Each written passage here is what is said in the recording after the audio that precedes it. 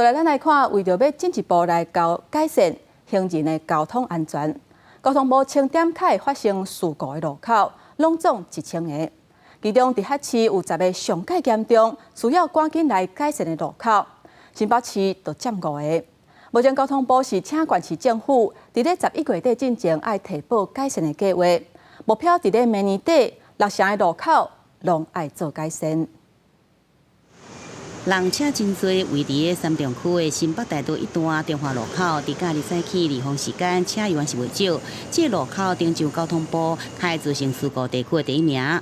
当地民众讲，确实常常看到交通混乱。右转或者左转的车辆，就是往往就是不太管人的，有时候也看不清楚。就是为那个不会说机车一下子就靠近行人。交通部依照事故严重度，也有发生并愈来列出全国优先改善1000处行人事故开发生的所在，包含行人活动组织的区域300个所在，为直辖市300个所在，直辖市400个所在内底。新北市三重区的新北大道以外，桃园的复兴路甲民生路口是第2大开造成事故路口。台北市中正区的罗斯福路一段、南海路也有上榜。台中市是以北区三民路3段、药材街路口常常发生事故。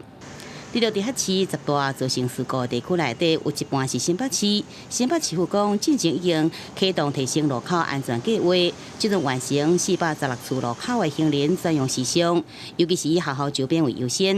之前其实我们有透过了就是一些潮化庇护岛的一个设置来提升行人路口的安全。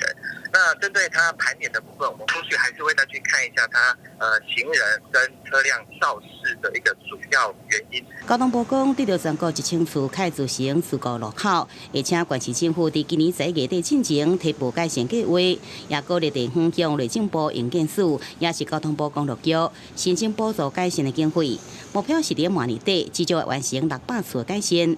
记者郑宏报道。